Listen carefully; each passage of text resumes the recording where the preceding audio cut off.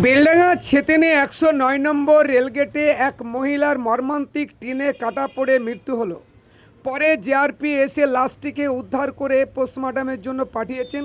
এখন পর্যন্ত ওনার পরিচয় পাওয়া যায়নি। এলাকার মানুষ কি বলছেন বিস্তারিত জেনে নিন। পাগলি মেয়ে, ঠিক আছে, একটা পাগলি মেয়ে সন্ধ্যাবেলা থেকেই ঘোরাফেরা করছিল।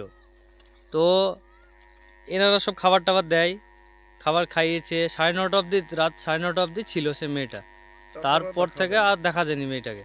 তারপর এইদিকে ঘোরাফেরা তো করছিল। এবার আমরা এখানে বসেছিলাম, বসে থাকার পর শীতের রাত, এবার বেশিক্ষণ তো আমরা ছিলাম না রাস্তায়। 10টার পর আমরা চলে গেছিলাম। চলে যাওয়ার পর ঠিক 11:50-এ যে লাল এদিকে যে একটা ট্রেন আছে না, কলকাতা থেকে যে ডাউন ট্রেনটা আছে, কলকাতা তো ডাউন লালগোলা ট্রেন, ওই ট্রেনটাতে ওই সম্ভবত ওই টাইমে হয় জিআরপিরা যেটা বলছিল। তারপরে জিআরপিগুলো আসে, এসে বডিটা কালেক্ট করে এখান থেকে। বেলডাঙ্গা থানা জিআরপিরা কালেক্ট করার পর ওখানে আমাদের বাড়ি, এখানে আমাদের বাড়ির সামনে আমাদের গাড়িটা লাগানো থাকে। তো আমাদেরকে ডাকার পর আমরা দুই ভাই আর আব্বা তিনজন মিলে এসেছিলাম। তো আমাদেরকে বললো যে তোমরা একটা সই করে দাও যে আমরা লাস্ট বডিটা নিয়ে গেলাম। সেই জন্য আমরা তিনজনে সই করে দিলাম যে বডিটা নিয়ে গেল।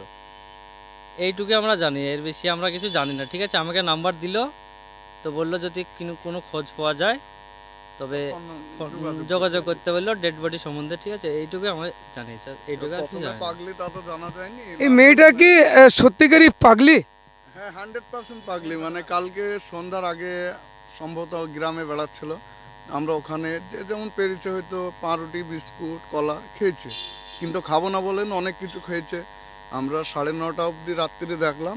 তারপরে তো শীতের রাত, এমন এমন সব মানুষ চলে গেছে। তারপরে কি ঘটনা ঘটেছে জানিনি, কিন্তু মেয়েটা পাগল কিনা তাও জানতে, যখন এক দুর্ঘটনা হয় জিআরপিরা জানতো না। সকালে এবার ইনফরমেশন হলো গ্রামে যে এরকম ঘটনা ঘটে গেছে। ওর পোশাক দেখে বোঝা গেল যে না, মেয়ে সেই পাগলি মেয়েটাই বেরিয়ে বেড়াচ্ছিল, সেই মেয়েটাই কনফার্ম, সেই মেয়েটাই, কোনো সন্দেহ নেই। পোশাকটা দেখে